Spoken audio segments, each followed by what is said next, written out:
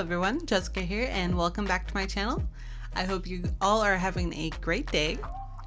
I'm going to be using this Ink Road stamp set called Purr Babies, and this is a great stamp set for any cat lover that you might have in your life.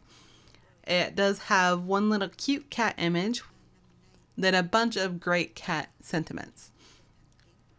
So first I'm going to be using my stamp platform and SSS Stamp Green Apple Cardstock. And I'm stamping quite a few of the sentiments that come with the stamp set on that lower half of the card panel.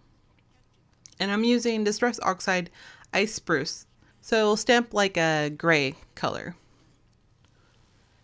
Now a lot of these stamps, unfortunately, on the top will be covered up slightly by this panel. So this is a Neenah 110 pound solar white card panel, and I'm stamping some more sentiments, so none of these are repeating. I'm using each one only once, and so there is quite a few, but I'm using Distress Oxide Peeled Paint ink to stamp those. And I am leaving some white area because I'm going to use those two little paw prints that you probably saw that come with the stamp set to fill those in, but I wanted to add the cute little cat image to that bottom portion.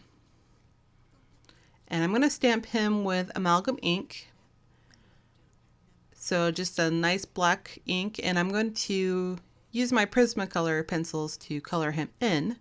But first I want to die cut both of those panels, so the white and the green one, with the SSS Stamp Stitch Rectangle Die, and this is the second from largest.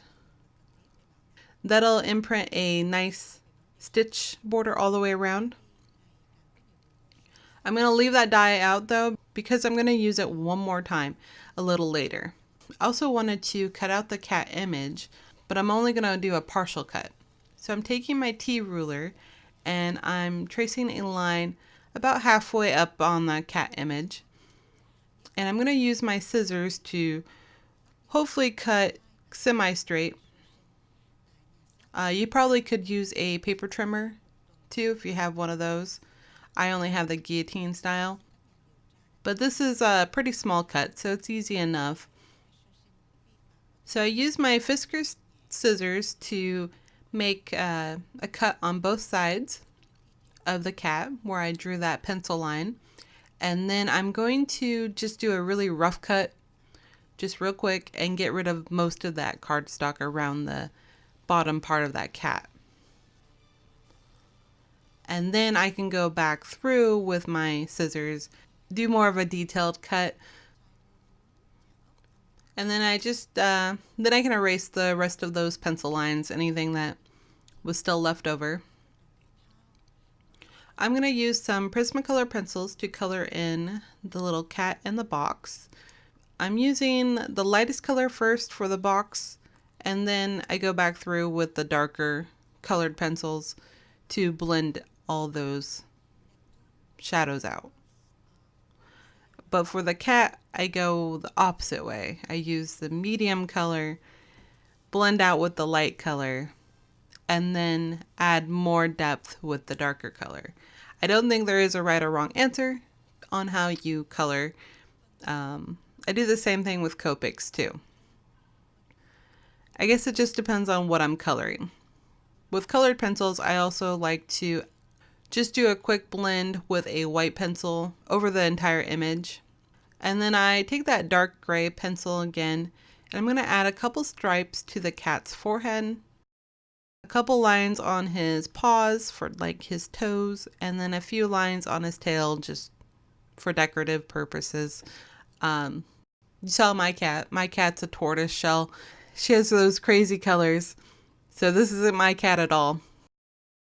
To fill in some of those blank areas on this white cardstock, I'm going to use the two little paw prints. I'm going to stamp that one once by the cat and then another just above in those really large blank areas, and that'll just fill up the whole piece. I use the same Distress Oxide ink peeled paint to stamp those also. After that, I flip it over and then I add a bunch of foam tape to the back of the white cardstock. And this is that foam tape that I'm trying to get rid of.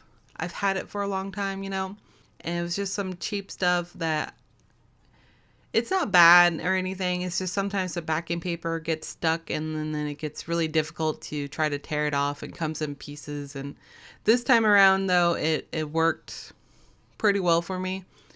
But I just found 2 more rolls of this stuff while I was cleaning out my craft room, kind of reorganizing, rearranging some things. So I have a lot of this to go through now.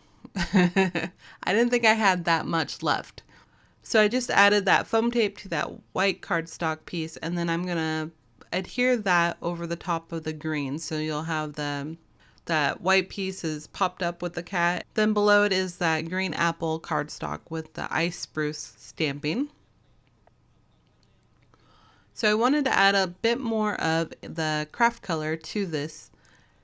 So I'm taking a piece of Desert Storm cardstock. This is also by Neenah. And I'm trimming it down to, I believe it's 3.5 by 4 3/4. Then I'm going to use the same die that I had used on the green and white cardstock.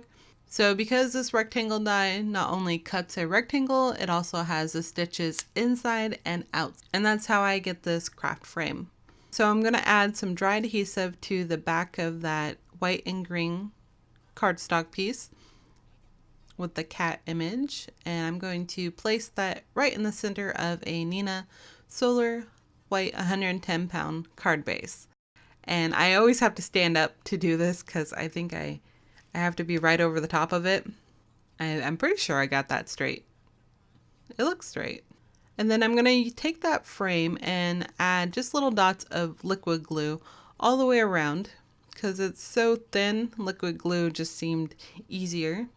And I'm going to place that right over the top of that centerpiece. So this gets adhered right to the card base.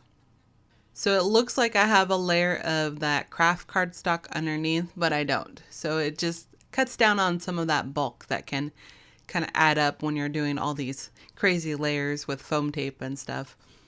So I also have some of these tiny hearts from Doodlebug Designs. And I'm going to use the little white one and just one of them. I'm going to place that on the box. And then I'm going to use some of that Nuvo Crystal Drop Silver Moonlight. So this is like a clear Nuvo Crystal Drop, but it has silver glitter in it. I'm just going to place little dots of this all over the piece and try to fill in some of those blank areas. And the simplistic color scheme that was inspired by the Color Throwdown challenge. If you want more information on that, there is a link below that goes right to their site, and also I have some more information on my blog if you'd like to check that out. And that's it from me.